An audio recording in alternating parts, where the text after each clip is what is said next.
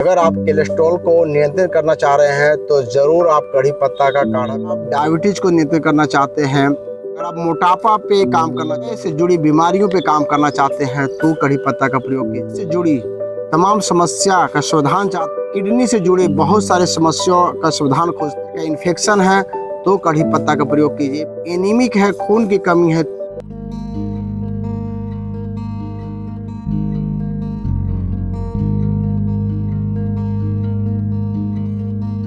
दोस्तों नमस्कार, मैं आयुर्वेदाचार्य पंकज कुमार जहां अक्सर बात करता हूं रियल आयुर्वेद के बारे में। आज हम रियल आयुर्वेद के संदर्भ में एक पौधे से परिचय कराना चाहेंगे और उस पौधे का आप विशेषता जान करके कभी उसे आप छोड़ेंगे नहीं। एक्चुअली एक ऐसे पौधा जो प्रत्येक घर में भी पाए जाते हैं, मिल जाते हैं, लोग रखते हैं उसे हैं, लेकिन उसका विशेष जानकारी नहीं रखने के अभाव में उनकी उपयोगिता को भूल जाते हैं। वो केवल और केवल उसे सांभर बनाने में, तमाम चीज़ों में यूज करते हैं।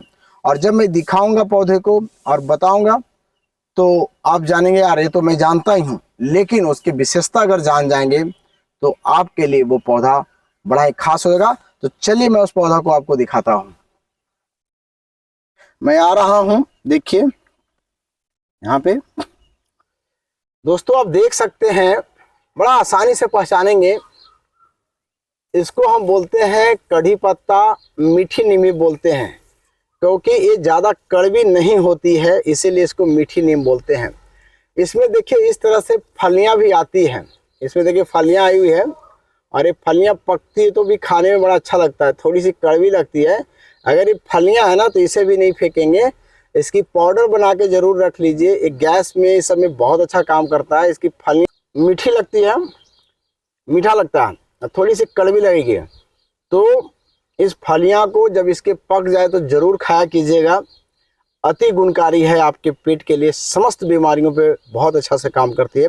खास करके जिनको लीवर की प्रॉब्लम है, डायबिटीज की प्रॉब्लम है, ये फलियां को जरूर खाएं। इसकी तो पाउडर बना के भी आप यूज कर सकते हैं। ऐसे इसके मौसम में जब ये पकते हैं तो आप यूज कर सकते हैं। लेकिन और इसके बहुत सारे गुण हैं जो आज हम दिखाना चाहेंगे, बताना चाहेंगे। देख सकते हैं इसकी पत्तियों को जो हम प्रयोग करते हैं, सांभर, इडली, डोसा जब बनता है तो इसमें प्रयोग करते हैं, लोग सब्जियों में प्रयोग करते हैं। इसमें सभी मिनरल्स बहुतायत मात्रा में, जिंक पाए जाते हैं और ये आपके ब्लड को भी बढ़ाता है। यानी जो व्यक्ति एनीमिक हैं तो उनके लिए बहुत ही शानदार चटनी बना सकते हैं। क्या करना होगा, इसके कुछ पत्तियों को लेनी होगी, कुछ पत्तियों को ले लीजिए और इसकी चटनी बनाइए। इसमें एक चुटकी ब्लैक सॉल्ट डाल करके आप इसका प्रयोग नियमित आप करते हैं, 1 चम्मच चटनी खाते हैं तो आपकी जो खून की कमी है वो दूर हो जाती है, बहुत अच्छा काम करती है। चाहे तो इसकी पत्तियां और कुछ किशमिश ले लीजिए। जैसे मान लीजिए कि इसके 10, 15, 20 पत्तियां ले लिए, 6 से 7 किशमिश ले लिए, ठीक है। और थोड़ी सी आप चाहें तो एलोवेरा का जेल लेकर के मिक्स करके अच्छे से चटनी बना करके भी आप प्रयोग करते हैं तो भी खून की कमी को दूर करता है, बहुत अच्छा। इसके बाद इसका प्रयोग क्या कर सकते हैं कि जिन लोगों को फैटी है, यानी जो फैट, मोटापे हैं, तो वो नियमित रूप से 2 टाइम इसकी काढ़ा बना के पिए, या कह सकते हैं कि इसका टी बना के पिए। टी का मतलब वो चाय नहीं जो आप समझ रहे हैं, टी का मतलब ये काढ़ा ये बता रहे हैं। तो करना क्या होता है कि जैसे देखिए आप, मैंने इसको एक तोड़ा, इतने को वाले लगभग 1.5 कप पानी में, यानी कह सकते हैं कि 150 ml पानी वाली 100 ml रह जाए तो इसको सिप सिप करके आप पीजिए। इस तरह से सुबह शाम इसकी काढ़े पी सकते हो और फ्री ऑफ कॉस्ट है। घर में एक पेड़ लगा लिए तो कितने सेहतमंद होगा। जब ये पिएंगे तो फ़ायदा क्या क्या होगा, एक तो आपके मोटापे में तो फ़ायदा करेंगे ही करेंगे, और साथ में आपके लीवर के लिए, आपके लंग्स के लिए, आपके हार्ट के लिए, इन सभी के लिए बहुत अच्छा रहेगा। और जिन लोगों को हमेशा एक डर मन में रहता है डायबिटीज़ को लेकर के, इसके बाद जिनको डर रहता है ब्लड प्रेशर को लेकर के, जिनको डर रहता है किडनी की प्रॉब्लम को लेकर के, तो इसके काढ़ा पीने से आपको अति गुणकारी लाभ होगा, बहुत फ़ायदा होगा। तो ज़रूर इसके पीजिए। इसके बाद ये जो कड़ी पत्ता है ये एंटी इन्फेक्शन का भी काम करता है, एंटी वायरल भी काम करता है। यानी जो नीम का गुण है वो गुण भी है, लेकिन खाना इसको सुविधाजनक है, आराम से खा सकते हैं, इतनी कड़वी नहीं लगती है। तो आपको अगर बॉडी में इन्फेक्शन हो गए हैं, चाहे यूटीआई की इन्फेक्शन हो, कहीं भी बॉडी में अगर आपको इन्फेक्शन है तो कुछ नहीं करना है, उस समय थोड़ी सी पत्तियों का मिकदार बढ़ाना पड़ेगा।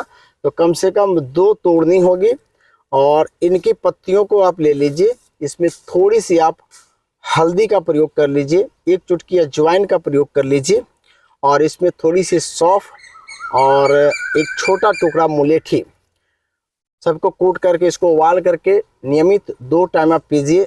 7 डे आपकी इन्फेक्शन गायब हो जाती है। तो इतनी सिंपल वे है, आप इसका प्रयोग कर सकते हैं। इसके बाद जिन लोगों को खास करके बार बार ऐसा होता है कि उनके यूरिन रुक के आती है, तो वैसे स्थिति में भी आप इसके काढ़ा बना के पीजिएगा तो यूरिन खोल देती है, बहुत इफेक्टिव है। सोचिए, सिंपल है, आपके यूरिन रुक के आ रहा है तो आप इतनी पत्तियों को लेकर के उबालिए और उसमें थोड़ी सी जीरा का प्रयोग कर लीजिए साथ में, और आप पीते हैं तो आपके देखिएगा कि रुक के जो यूरिन आ रहे थे उसमें तेज़ी आ जाएगी और आपको राहत मिल जाएगी। तासीर की बात की जाती है तो इसकी तासीर एक तरह से कड़वी होने की वजह से एक ठंडी तासीर की ही होती है, इसकी गर्म तासीर नहीं होती है। इसलिए आप इसका प्रयोग आप करेंगे तो कोई नुकसान आपको होने वाला नहीं है, आपकी पित्त को नहीं बढ़ाता है। जिन लोगों को भूख की कमी है, भूख नहीं लगती है, तो आप क्या कर सकते हैं कि कड़ी पत्ते को हल्के तवे पे भून ले, पाउडर बना ले और उस पाउडर को शहद के साथ चाटें, या ऐसे थोड़ी सी नमक डाल करके, काले नमक या सेंधे नमक डाल के आप चाटते हैं, उसमें चाहे तो थोड़ी सी नींबू निचोड़ दें तो आपको भूख लगने लगती है।